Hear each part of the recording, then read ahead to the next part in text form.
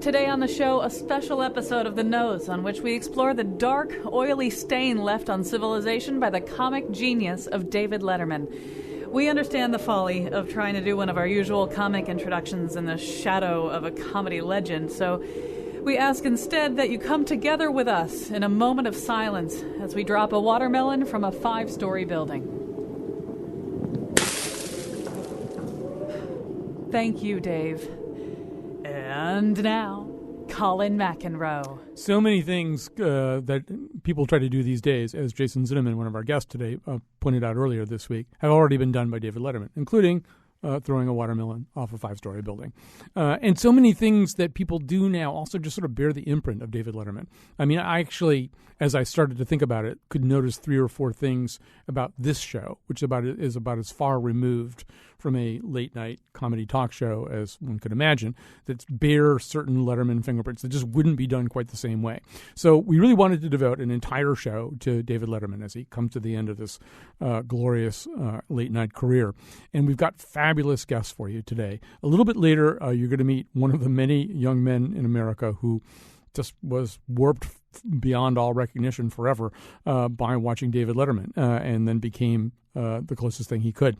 Mike Royce is a television writer and producer who was a showrunner on sitcoms like Everybody Loves Raymond, Lucky Louie, and Men of a Certain Age. He's coming up a little bit later. Right now, in the studio in New York, we have Jason Zinoman, who writes the On-Comedy column for the New York Times. He's working on a book about David Letterman to be published this year. Also with him, Randy Cohen, who wrote for Late Night with David Letterman from 1984 to 1990. Also wrote the ethics column for the New York Times. He's the host of Person, Place, Thing on Northeast Public Radio. Also, he and Jason were having a fascinating conversation as we were getting ready for the show. We're releasing that as a podcast as well, too. I don't know if that's ethical or not, but your lawyers can talk to our lawyers, I guess. So, first of all, welcome to the show, both of you. I'm just I couldn't imagine 2 better guests. I mean, you're the guys we would have wanted to have. If those other guys hadn't canceled. Yeah, exactly. If things had worked out with Zsa Zsa, you wouldn't be on. I guess I'd like Would you have made that Zsa Zsa reference if you didn't watch Letterman? No, absolutely not. I actually watched earlier today. This has been a joy to study for, to get ready for, and I actually did watch clips of him taking Zsa Zsa to fast food restaurants in L.A. I wanted to maybe just start with the maybe lofty, semi-Shakespearean notion that I don't know if there have been 7 ages of Letterman, but this is a television presence who I think really has gone through a progression and has gone through some different iterations of his persona. But I think it is important to start with that first one. And to me, the first one, and this really was, I think, alluded to in your piece earlier this week, Jason, was this kind of Midwestern mainstream Dadaist, this guy who really, assisted by a bunch of writers, including Randy, started to really kind of tear apart ideas about entertainment and content and form and experimenting with ideas like, could it just be funny to throw things off a building or to have a chimpanzee wearing a camera and becoming a monkey cam? I mean, these are kind of Dadaist concepts.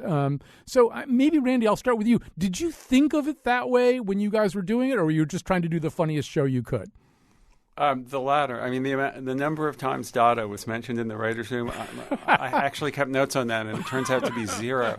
A lot of, I think, the early versions of the show stemmed from the necessity of Dave distinguishing himself from the Carson show. That the show was going to be in New York, not in Los Angeles. It was going to have a different kind of guest. Carson explicitly forbade Dave from doing a long opening monologue.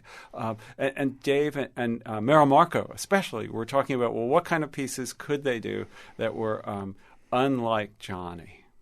And so, Jason, but what came out of that funnel somehow really was this, I mean, it often felt like kind of anti-television television. Yeah, it's to the point about Dada. In the second week, the cold open of one of the shows, and this is when hardly anyone knew what Late Night was one of William Wegman's dogs licking a glass of milk for a minute. Just a minute. That's you turn the TV on to see a talk show and you see a dog licking a glass of milk for a minute. It goes to the opening the intro, the show starts with a monologue, zero explanation of what happened until in the last 20 minutes of the show, or maybe it's 30 minutes, William Wegman's a guest. And they do talk about surrealism for a question or two, believe it or not. I mean, as Randy pointed out, Merrill Markoe, who really created the show with Dave Letterman, was an art student and was an art teacher and was very conversant on this. And so there, one of the things that I think I've come to believe in working on a book on Letterman is I think you're absolutely right that there are many, many different late Letterman shows, and there's many different phases of Letterman, which is not true of many of these comedians. In fact, I would say when he started on Late Night, he was on about his fourth incarnation. But it's a mistake, I think, to view it only through Letterman. There was a writing staff which was very influential, including Randy, who was tremendously important. There was Merrill Markoe. There was his radio past. There was Carson. There was Steve Allen. There was all sorts of things that were going on. There was the network, what was possible, and a lot of the changes from one period to the next weren't sort of conscious choices. They were a response to circumstance, which I guess is building on what Randy is saying, but with more long-windedly. Well, more go eloquently. The other thing about that William Wegman cold opening, Right. the dog I believe was named Man Ray, just so we give the dog proper credit because Dave, likes animals. As much as Merrill's art school background, Dave and Merrill just like dogs. That's absolutely right. And so it will all be translated through that way. I mean, they weren't going to do that piece with cats. There were very few cats on the show. The show is not a cat-friendly show. Merrill did a piece early on called Dog Poetry. Right. It was the first time I thought I would have a heart attack from laughing, and I can't explain why. It's just her dog barking at squirrels, her and Dave's dog, I guess, at their house, and Merrill having subtitles for what the dog is saying. That Right. was so brilliant.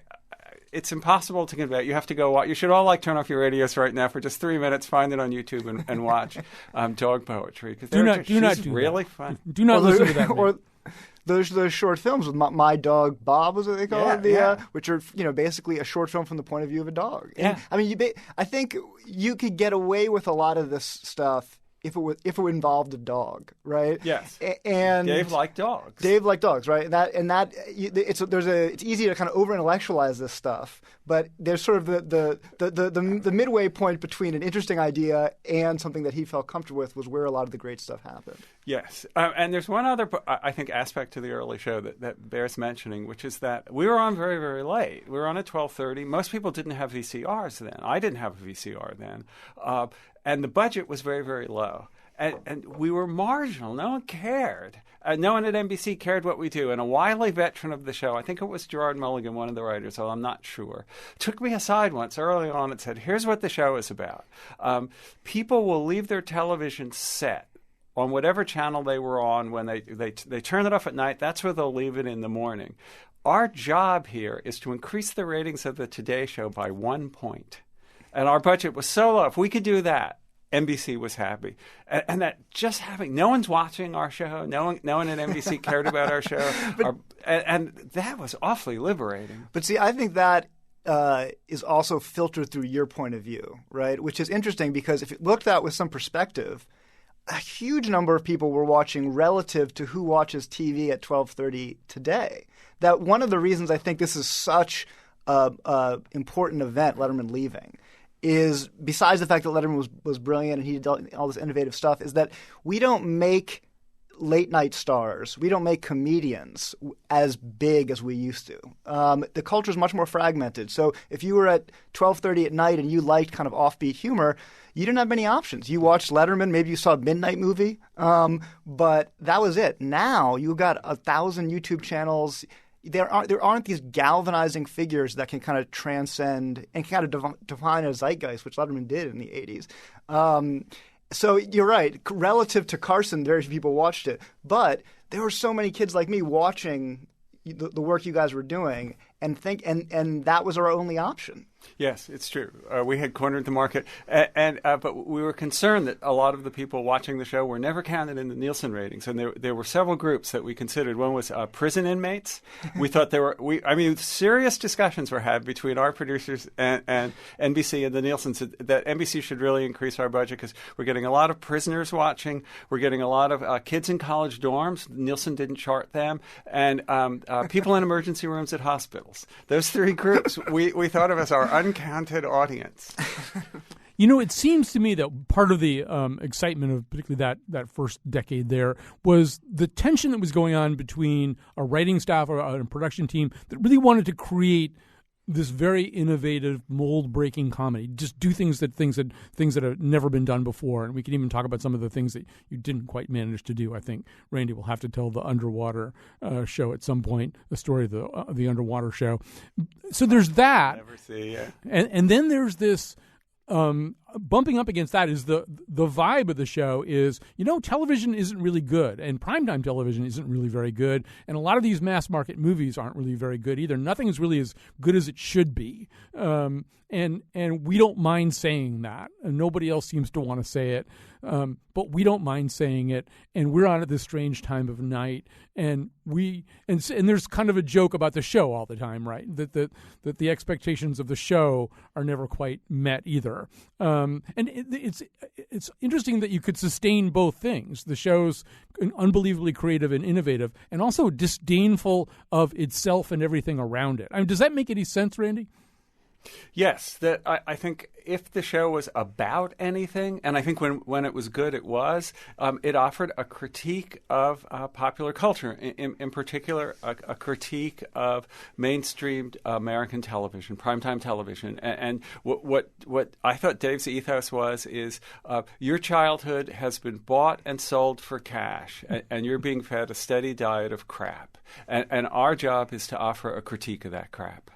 Jason, how old were you when you were watching this show, when you first started watching it? I was probably like 7 or 8. Well, now I feel really old. But I mean, it's interesting this point because this is one of these things. There's a lot of things about Letterman back then which you see in today's shows and that age really well. But the context of the show is completely different, and it's unimaginable today. Like what you brought up, I would argue there was 2 premises that Letterman began with, which is that TV is crap and New York is this crime-riddled hellhole. And so many of the jokes took that for granted. If you eliminate now, look at today. TV is in this golden age where it has more respect than it knows what to do with. I mean, every show is better than The Godfather now. Every prestige show. So all those TV or crap jokes don't make sense in today's context.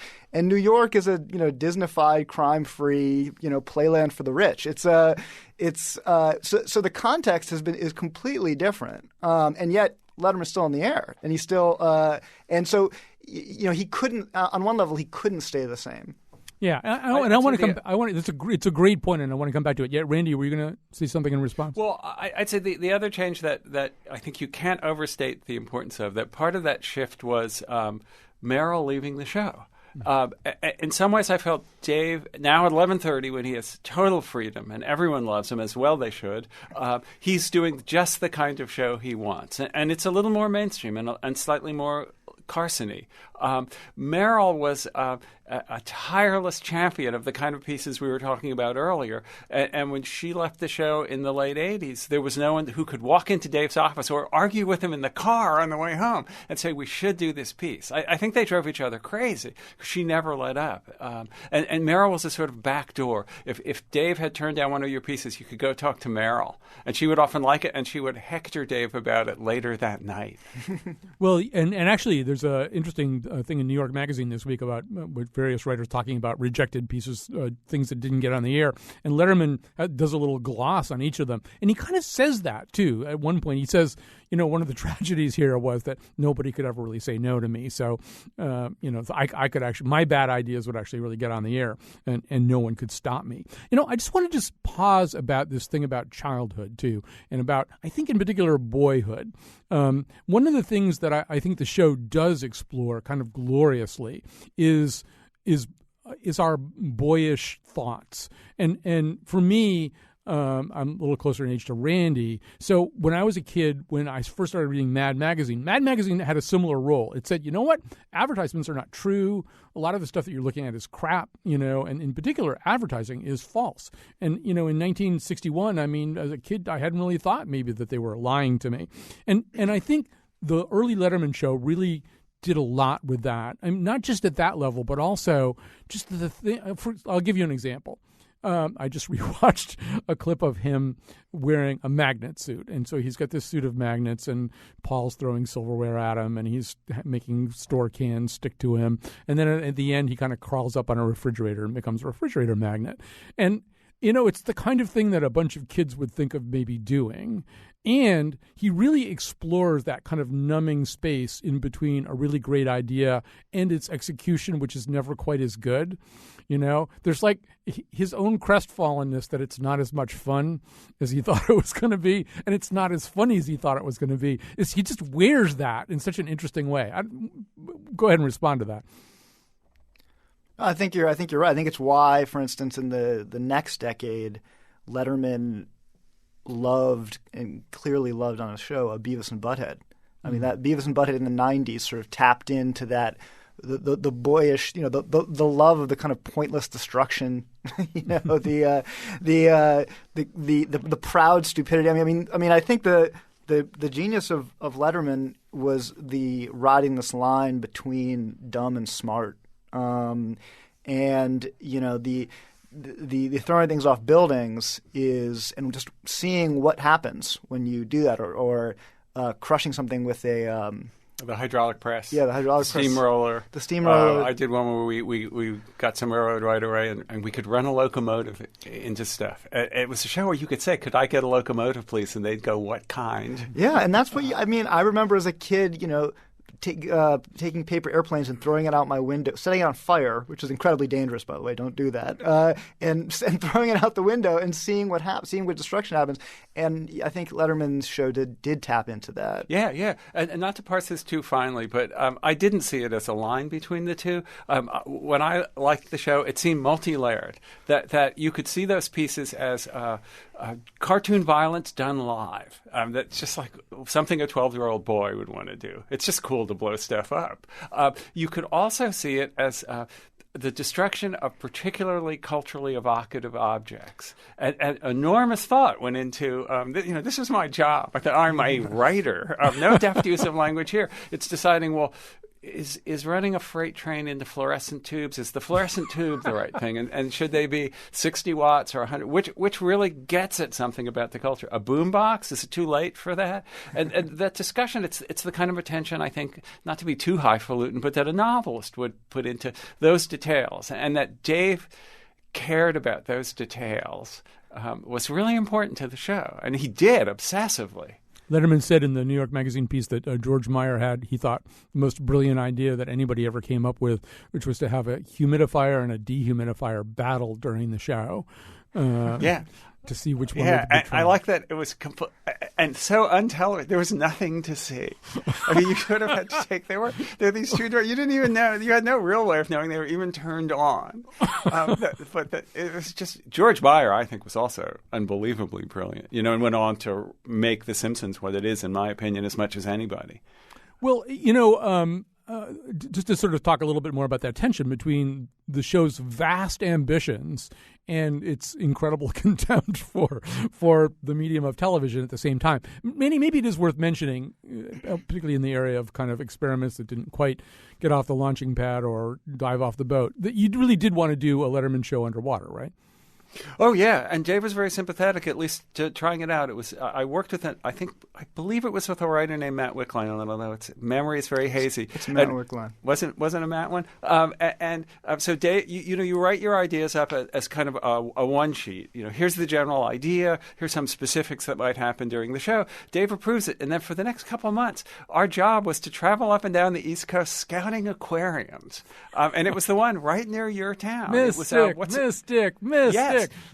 It was perfect because there were kind of bleachers, as I recall, that come down to the water level. and the other thing that drove this was we had read about an unbelievably beautiful diving helmet that was a glass sphere. There was no metal in it. It was like the way a little kid would imagine a space helmet.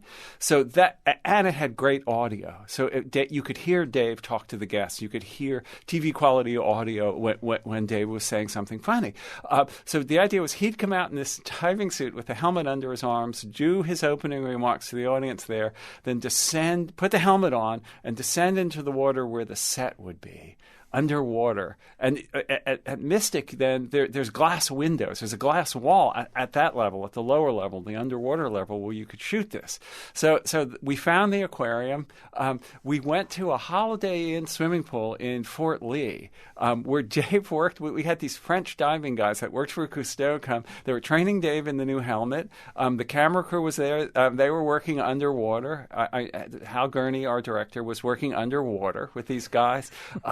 It was fantastic. The talent department was instructed to start looking for A-level guests who were scuba trained, and then at a certain point, Dave pulled the plug on it. And his reason was, I think, sound. He felt that all this equipment had become too cumbersome. And he's very agile. He's very light on his feet. He's a kind of Fred Astaire-like. And that this equipment would weight him down too much, and he would be unable to do his essential job, which is to be a verbally funny guy. And I think he had a point. Although it was disappointing at the time, but it wasn't nuts. Right. Speaking of that agility, that Fred Astaire-like quality, Jason Zinoman, as a young man growing up under the spell of Letterman, I mean, you had a condition that was so pervasive, it could have wound up in the DSM, sort of chronic Letterman over-influence disorder. There's this whole generation of young guys and some girls who, I mean, it was hard not to want to be Letterman, right? I mean, if you couldn't be the football quarterback, if you couldn't be a couple of other like hyper-ascendant life forms, it would be just so great to embody that take. I mean, how hypnotic was the Letterman spell for you? Oh, it was total. I mean, if you saw me in fourth or fifth grade, I would end jokes with a slashing movement of my arm as if I was signaling to Paul a rim shot, even though there was no band in my high school hallway or elementary school hallway, the tone of voice, the delivery, it was completely stolen wholesale. And I think I've thought about this a lot. There was something about watching his show. One, that you had the feel of a kind of inside joke. You were in on an inside joke if you watch it often enough.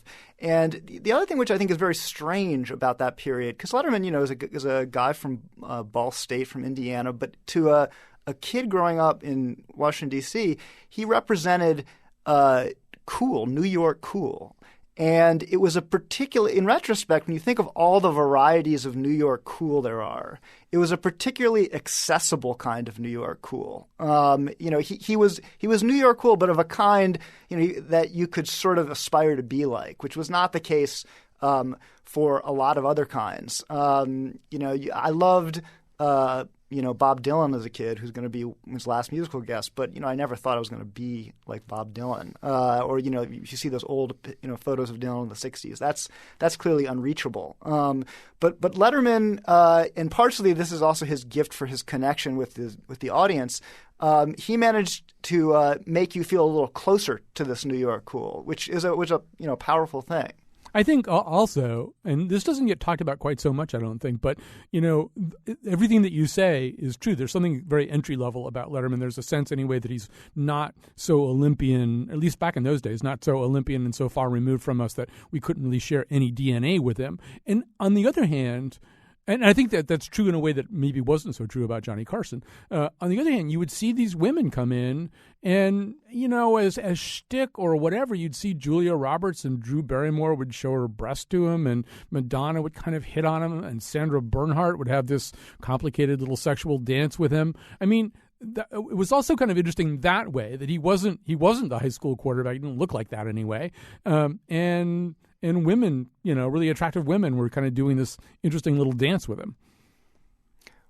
Yeah, no, I think that's a good example of something that changed over the course of the 80s, where that I think if you see Letterman in the first couple of years, his affect is very repressed and nervous by sex makes him nervous. He famously walked out of an interview with Dr. Ruth when she brought up, I think it was a cucumber, oral sex with a cucumber or using a cucumber as some pleasuring to pleasure yourself. He just walked out, and a lot of the humor came from his fear of talking about sex, which is of course something that a young kid could relate to.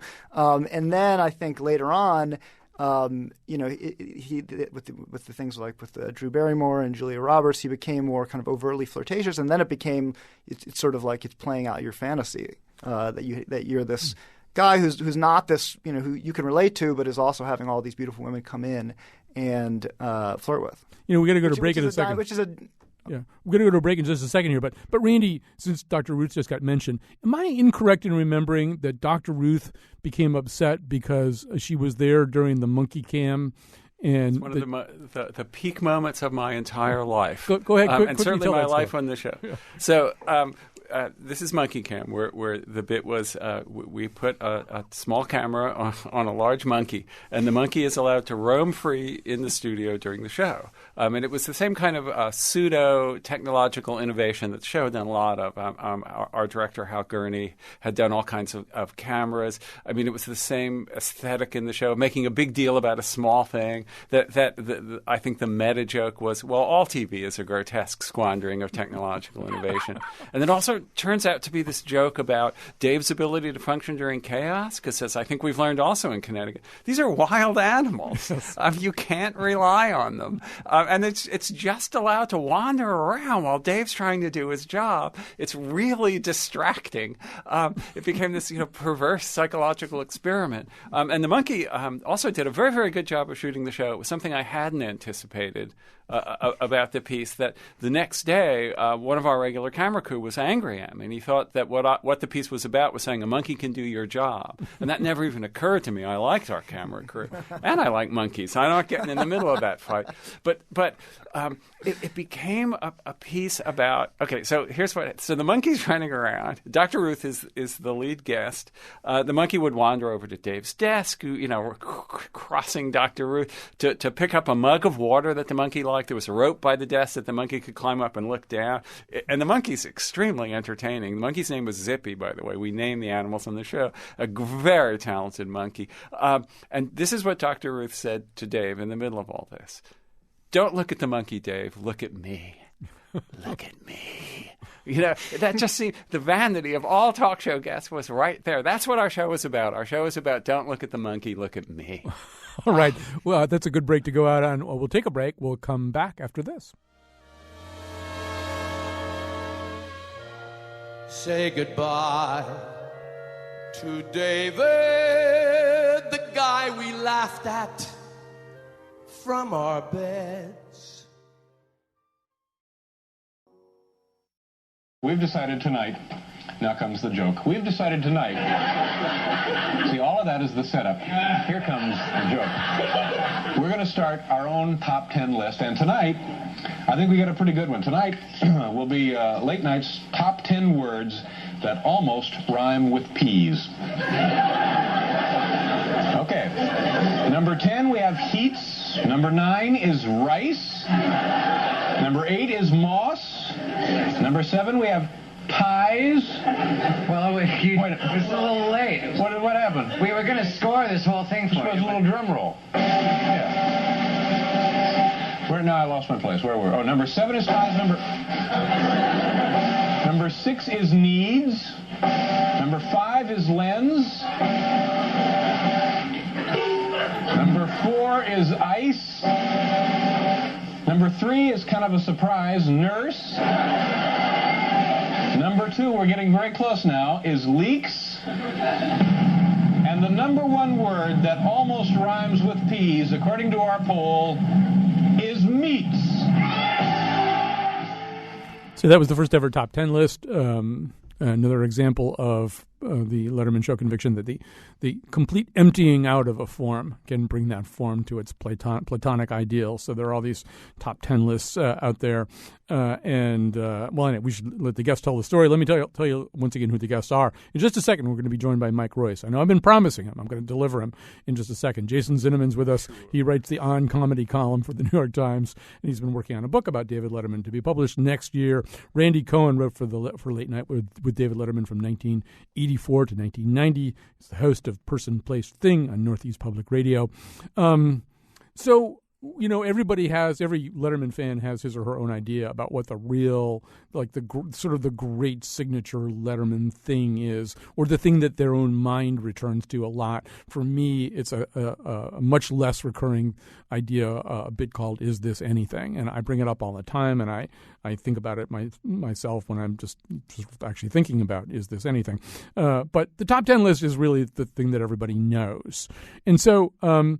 First of all, Randy, I'm just going to say you are often credited with being the father of the top 10 list.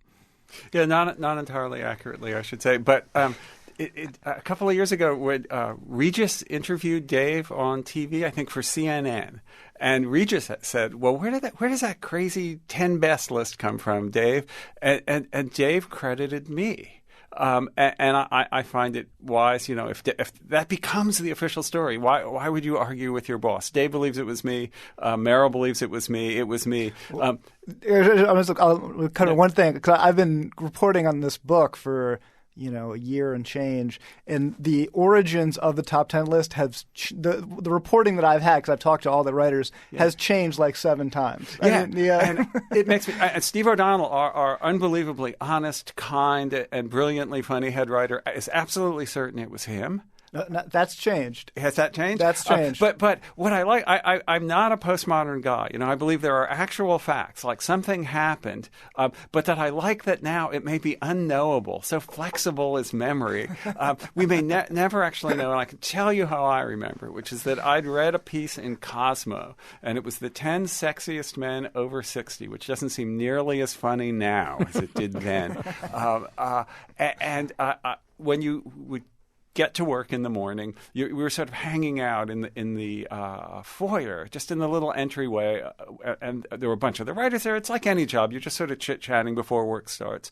A bunch of the writers, Bob Morton, who was a segment producer at the time, and I was telling them about this thing I read, and we were just chatting. We weren't trying to work. And I recall Bob Morton saying, "Oh, we should do something like that on the show." And he said it so quietly and so modestly, because Morty wouldn't dare suggest to the writers what a piece would be. It's a kind of humility on his part. Everybody's little, went ding, eureka moment for everyone in the room. These were smart, funny guys. And because I had, I think, read the Cosmo and had spoken the most about it, I sort of was meant to take charge of it. But I think Steve and Matt Wickline actually did the one you're describing. And the Kenny assassination would be quicker to describe than the origin of the top 10 list. I don't want to get in the middle of it, but I actually think that the most important is it doesn't really matter. No, it doesn't. In fact, I would argue that of much more significance than who came up with the top 10 list was the moment which was fairly quickly after it was started, and I think Randy can speak to this as well, when it shifted from being a kind of joke-on list, top 10 things, or a kind of abstract thing, to a 10 punchlines, 10 punchlines which are generally topical, about something topical, and that really hardened into an institution that stuck with the show for a long period of time. Right. I mean, that first one, the one that we just heard, I think does confirm a point about Dadaism. If the list is 10 things that almost sound like peas and one of them is nurse, you're really sort of trying to divorce language and content as much as you possibly can. But I think, Jason, you're right. Eventually the top 10 list became something else. It feels like it just became a focal point for comedy writing too, right? That I assume Randy, that it became a thing where the writers on the show pooled their energies to create this list. And I want to endorse one other thing Jason said, is that a great thing about working there was I don't remember ever there being a fight about credit for something. That it was so collegial, that it was so generous-spirited. It made it a wonderful place to work. And it was Dave himself, I think, who began to value it as 10 written jokes that he had all loaded up, ready to go. He could rely on at the beginning of the show every day. Also, as Jason said, often a good place for topical jokes. And we the two of us were talking to Gerard Mulligan, who was with the show he was writing for Dave since 1978 when Dave first guest hosted The Tonight Show. Jerry did his whole career for Dave and pointed out Dave liked it because it was a place you could put a guest that you didn't actually want to book as a full guest. They didn't have enough interesting stories to tell, but you could have them read the top 10, maybe a musician or an athlete whose work you admire but isn't really eloquent. It was great for that too. Last night, for the record, Al Pacino only read the numbers. He just did 10. Very nice. 9. Sure. 8. He did that. Just did that part. All right. We do, as promised, we can't just keep saying we have Mike Royce and then not delivering. You could get Mike Royce. Yeah, I got Mike Royce. All right. Back off. Mike Royce is joining us right now. He's a television writer and producer who is a showrunner on sitcoms like Everybody Loves Raymond, Lucky Louie, and Men of a Certain Age. And Mike Royce, we've already talked a little bit about this, this almost disorder that young men had in the 1980s. This non-treatable disorder of kind of David Letterman over-influence disorder. And you were about as much in the grip of that as a human being could be, from what I could tell. Tell us about the spell cast by Letterman for you. Well, for sure. I mean, I became a comedian because of him, and like some of the stuff you were talking about earlier, when I went on stage for the first time, I certainly thought I was him in my mind, and quickly found out that was wrong. And my mannerisms, it was funny when you played the top 10 list there, the first one, just his way of introducing the bit where he's saying, this is not the joke yet, this is not the joke, this is the setup. He's commenting on the whole thing. Mm-hmm. That was how I started, and how many of us started our comedy career. Of course, the problem was it's all commenting. There's no actual material. So in the clubs, I was, bombing.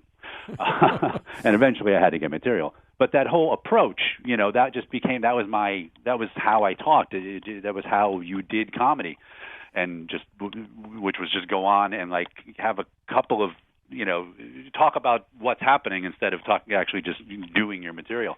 And that sort of threaded its way through now, I think, even through like alternate comedy and, alternative comedy and stuff like that.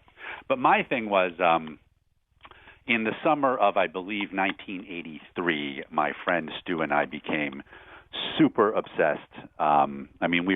We watched as much as we could of the daytime show. We were already giant fans. And we decided that we wanted to try and get on the show. And we didn't have an act. We had no reason to be on the show whatsoever. But we spent the entire summer making fake pictures of he and my friend Stu and myself, and cut out pictures of Dave. We just would crudely cut them out, put them against different backgrounds, like the three of us against, a bunch of cars or on a beach or something like that, all Xerox, just crude Xeroxes. And we would send them just over and over to the show, and the basic theme being, how can you let down your best friends in the world? Don't you want to have us on the show? Don't you want it to be like old times, the three of us hanging out, And this went on, it was pictures, and like I think we did. We made like stickers, and it was a whole campaign to get your old friends back on the show. And then I went to film school, and I made a movie about it, where I decided, since the show had only sent us rejection letters, I made a film, and it was the only film that ever really was any good in my college career. It was a fake newsreel, basically, about how Stu and I had gotten on the show, and America was hailing us as heroes. And I just basically made my fantasy come true because I could.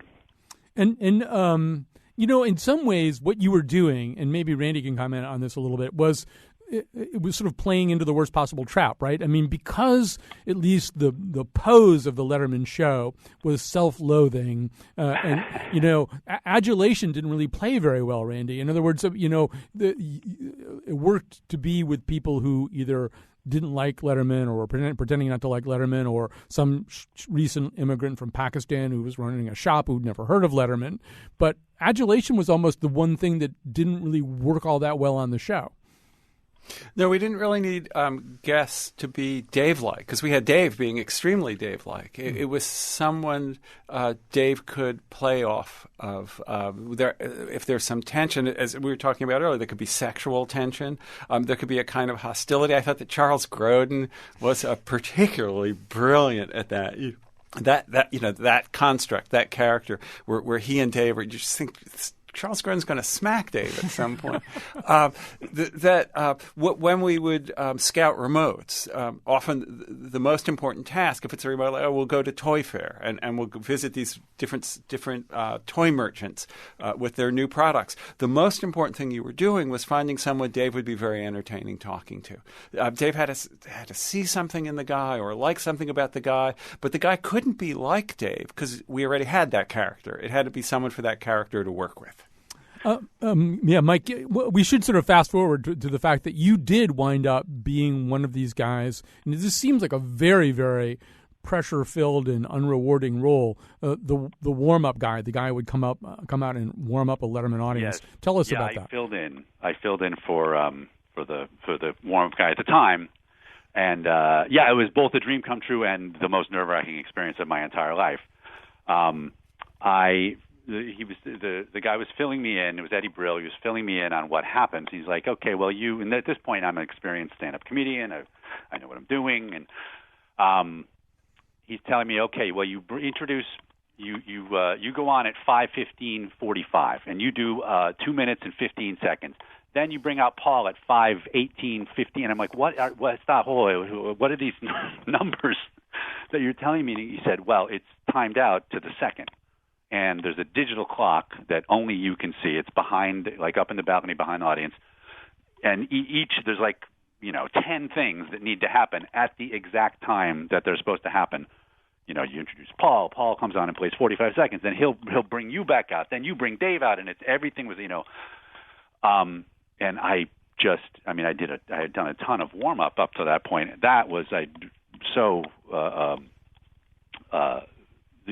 was already nervous enough, and now I'm nervous. I'm going to be 5 seconds over to introduce Dave, And to your point about,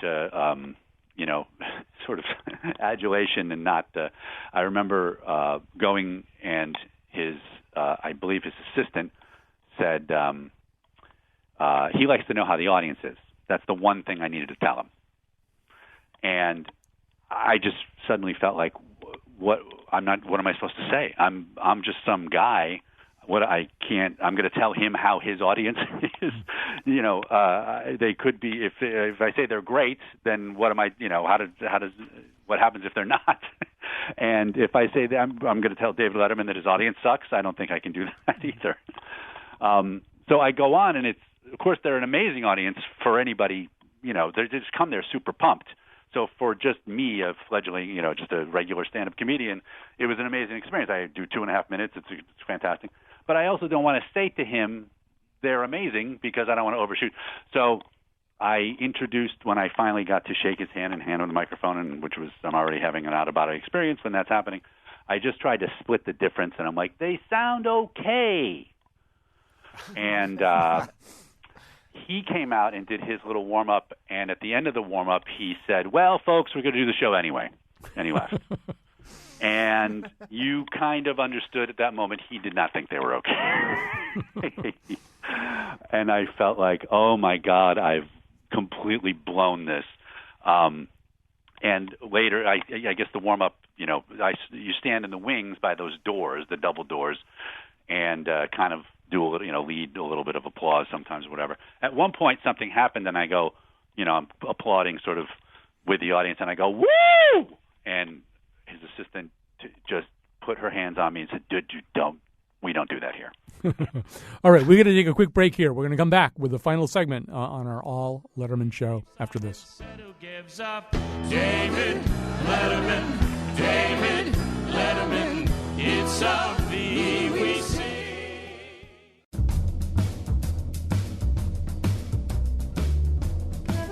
We've only got one segment left, but so far, is this anything? Today's show was produced by Jonathan McNichol and me, Kyone Wolf. Our intern is Kelsey Bissell. Greg Hill tweets for us at WNPR Colin, and the part of Bill Curry was played by Larry Bud Melman. For show pages, articles, and videos of the Faith Middleton Show staff eating a big runny wheel of brie, visit our website, WNPR.org/Colin. On Monday's Scramble, we crush the weekend's news with a steamroller.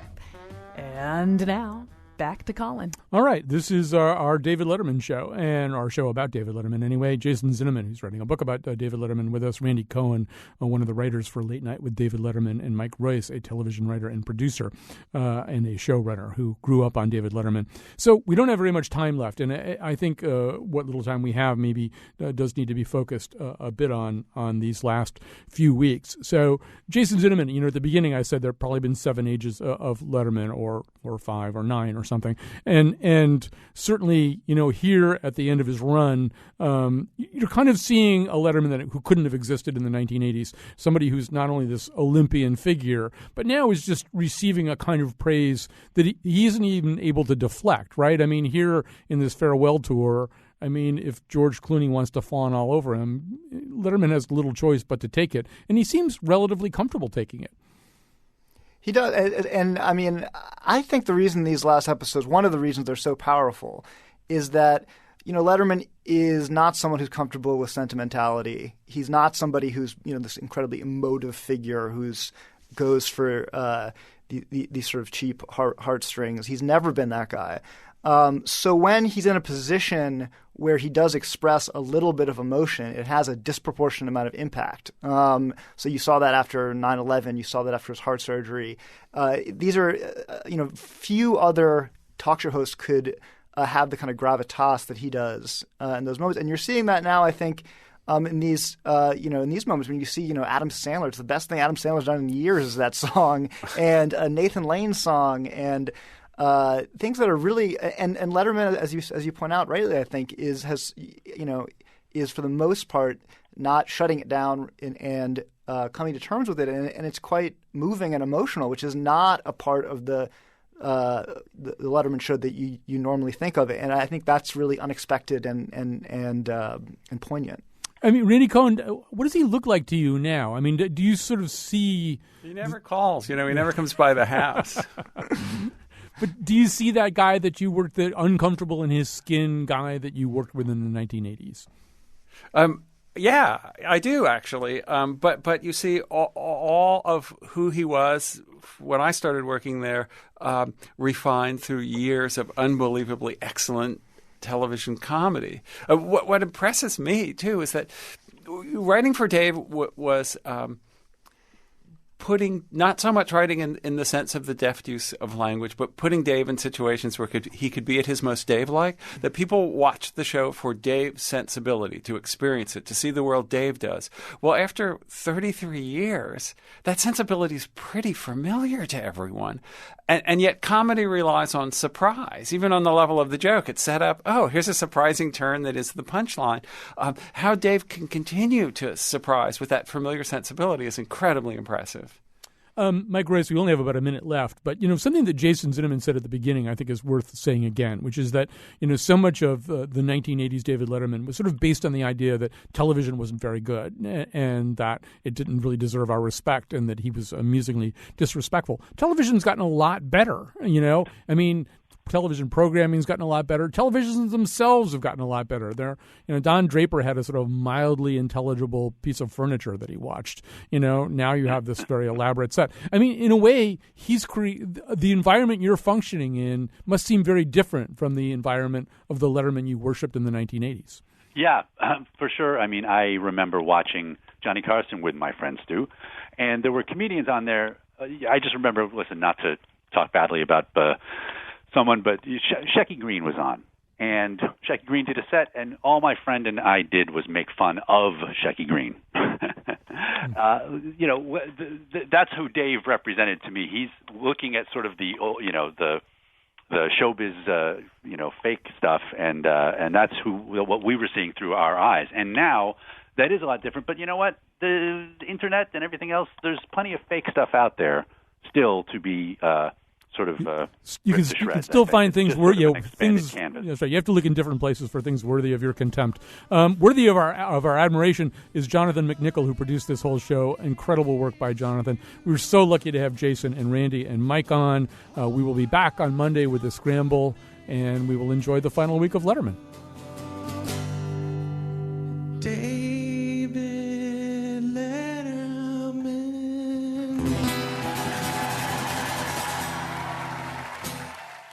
Oh, wait, before the show is over, I have a stupid human trick. I'm double jointed in my elbows, so I just bend them and I can lick my elbow.